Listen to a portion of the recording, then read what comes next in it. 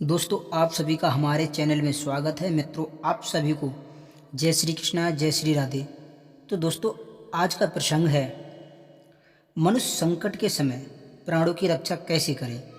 और नंबर 2, 3 लोगों को धन भूल कर भी ना दें। तो दोस्तों, वीडियो शुरू करने से पहले अगर आपने हमारा चैनल सब्सक्राइब नहीं किया है तो चैनल को सब्सक्राइब कर लो, क्योंकि आपका एक सब्सक्राइब हमारे लिए बहुत महत्व रखता है। तो दोस्तों, एक बार भगवान शिव कैलाश पर्वत पर बैठे हुए थे। उसी समय माता पार्वती पहुंच जाती हैं और भगवान शिव से प्रार्थना करती हैं, हे प्रभु, मेरे मन में 3 प्रश्न काफ़ी समय से उठ रहे हैं। अगर आप इन प्रश्नों का उत्तर बता दें तो मेरे मन को बहुत ही शांति मिलेगी।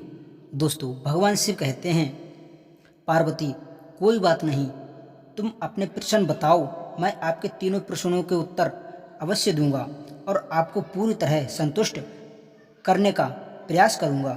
तब माता पार्वती कहती हैं, प्रभु, मेरे 2 प्रश्न हैं। नंबर 1, संकट के समय मनुष्य को प्राणों की रक्षा कैसे करें। और नंबर 2, किसको दिया हुआ धन वापस नहीं मिलता। तो दोस्तों, तब भगवान शिव कहते हैं, पार्वती, अब मैं आपको एक कहानी सुनाता हूँ। इस कहानी को तुम पूरा और ध्यान से सुनना। आपको आपके प्रश्नों के उत्तर इसी कहानी के अंदर मिलेंगे और आपके मन को पूरी तरह संतुष्ट करेंगे। दोस्तों, भगवान शिव कहते हैं, पार्वती, एक राजा था। वह बहुत दिनों से पुत्र प्राप्ति के लिए आशा लगाए बैठे हुआ था।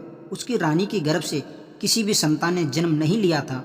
उधर क्या होता है, राजा ने अपने यहाँ पुत्र प्राप्ति के लिए महलों में अपनी सभा में एक बैठक बुलाई और उस बैठक में उसके सलाहकारों ने बताया कि यदि राजा तांत्रिकों को बुलाकर कुछ उपाय करवाए तो उसे अवश्य ही पुत्र प्राप्ति होगी।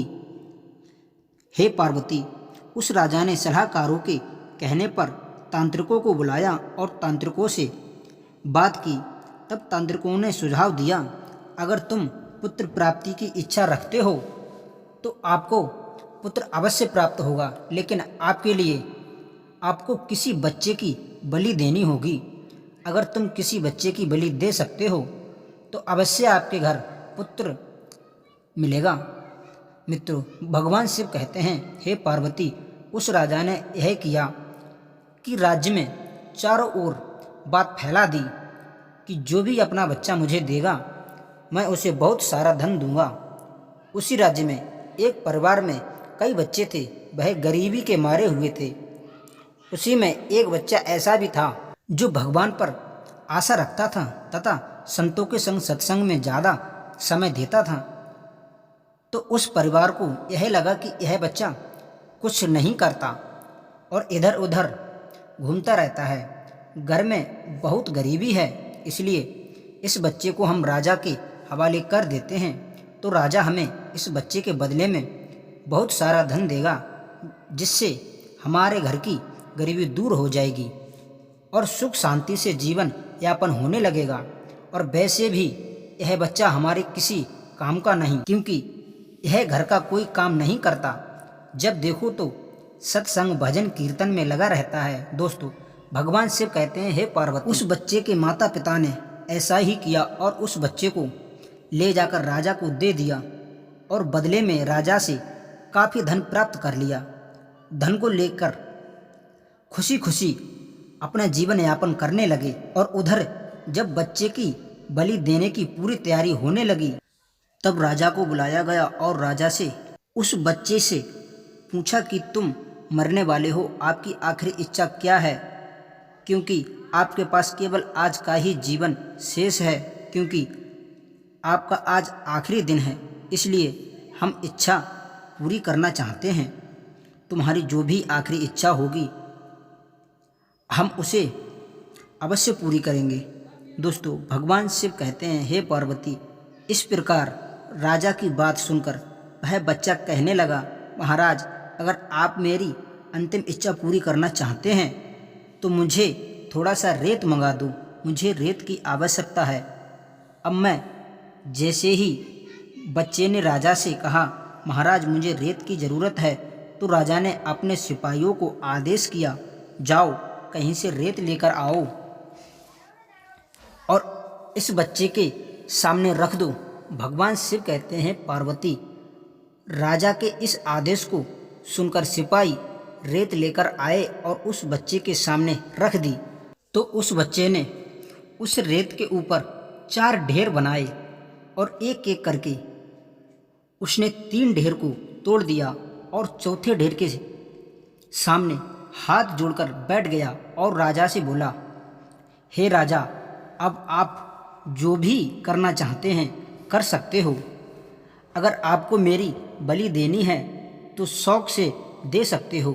भगवान शिव कहते हैं, हे पार्वती, जब बच्चे ने रेत के 4 ढेर बनाए और 3 को तोड़ दिया और चौथे ढेर के सामने हाथ जोड़कर बैठा तो राजा और तांत्रिक घबरा गए और मन में राजा विचार करने लगा, उसने 4 ढेर बनाए, फिर 3 को क्यों तोड़ दिया और चौथे ढेर के सामने हाथ जोड़कर क्यों बैठ गया?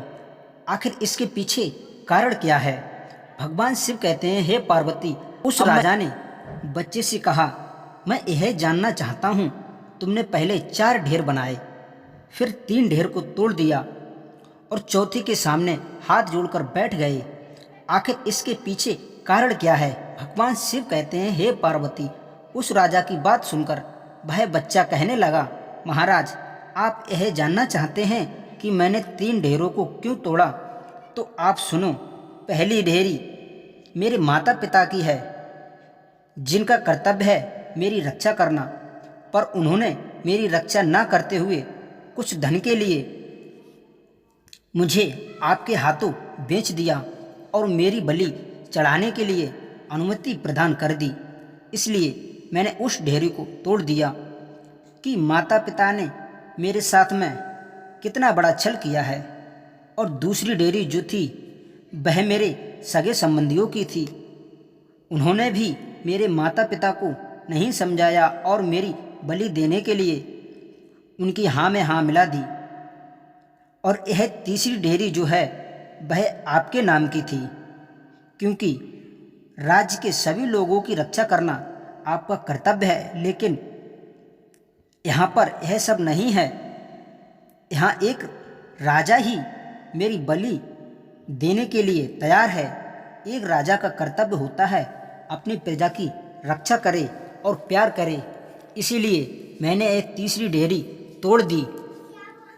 अब मेरी पास केवल एक ढेरी बची है। यह चौथी ढेरी जो बची है यह मेरे सतगुरु मेरे ईश्वर की है। भगवान पर मुझे भरोसा है, इसलिए मैंने यह छोड़ दी और ढेरी को नहीं तोड़ा, क्योंकि मुझे भगवान पर पूरा भरोसा है कि वह मेरी रक्षा जरूर करेंगे। दोस्तों, भगवान शिव कहते हैं, पार्वती, इस प्रकार की भक्ति को देखकर तो राजा ने सोचा, पता नहीं इस बच्चे की बलि देने के बाद मुझे पुत्र की प्राप्ति होगी या नहीं, इसलिए क्यों ना ऐसा किया जाए। कितना अच्छा बच्चा है, ईश्वर का भक्त भी है और इतना समझदार है, तो क्यों ना इसे मैं अपना पुत्र बना लूं।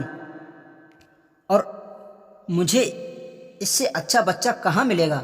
भगवान शिव कहते हैं, हे पार्वती, इस प्रकार बच्चे की सच्ची भक्ति को देखकर उस राजा ने उस बच्चे को अपना बेटा बना लिया और उसकी बलि देने से इनकार कर दिया और फिर बाद में अपना राजकुमार घोषित कर दिया। भगवान शिव कहते हैं कि हे पार्वती, जो लोग ईश्वर भगवान पर सच्ची श्रद्धा रखते हैं, भगवान उनके साथ कभी गलत नहीं होने देता।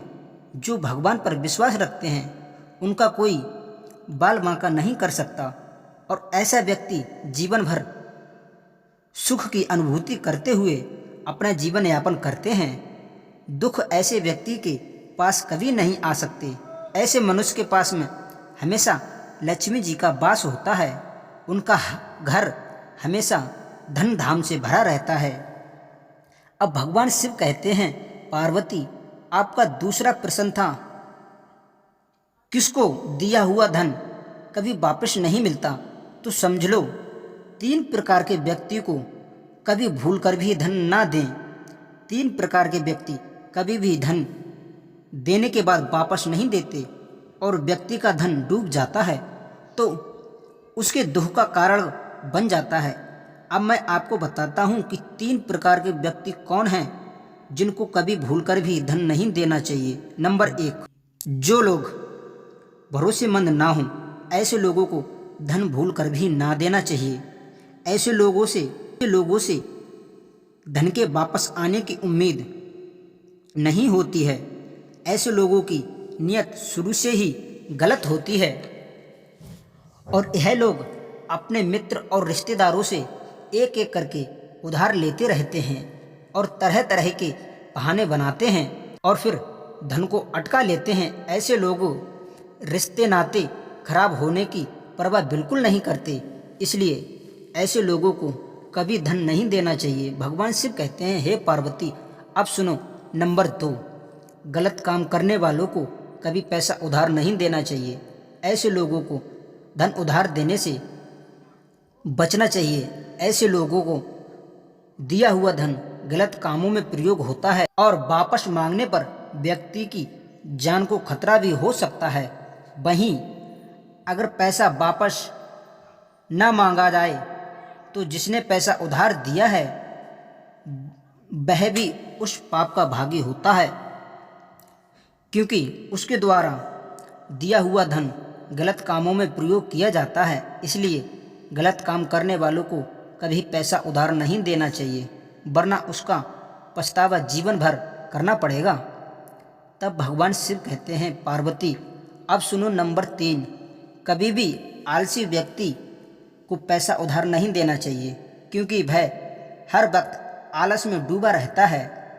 ऐसे लोगों को भूलकर भी पैसा उधार ना दें, क्योंकि ऐसे व्यक्ति खुद कोई काम नहीं करते और परिवार के लोगों पर हावी रहते हैं, उनके भरोसे ही रहते हैं, इसलिए उनकी कर्ज चुकाने की क्षमता बहुत कम होती है।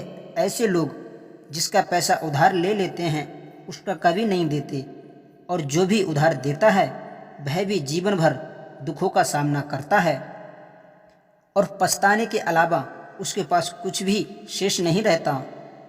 तो मित्रों, इस प्रसंग से हमें यह सीख मिलती है कि बुरे समय में हमेशा भगवान ही साथ देते हैं, इसलिए सच्ची श्रद्धा से भगवान का भजन करना चाहिए। और भगवान शिव ने जो 3 प्रश्न बताए हैं, 3 प्रकार के लोग बताए हैं, ऐसे लोगों को कभी धन उधार नहीं देना चाहिए, क्योंकि ऐसे लोगों को धन उधार देने का मतलब है आप अपने जीवन को दुखों में डालने का प्रयास कर रहे हैं।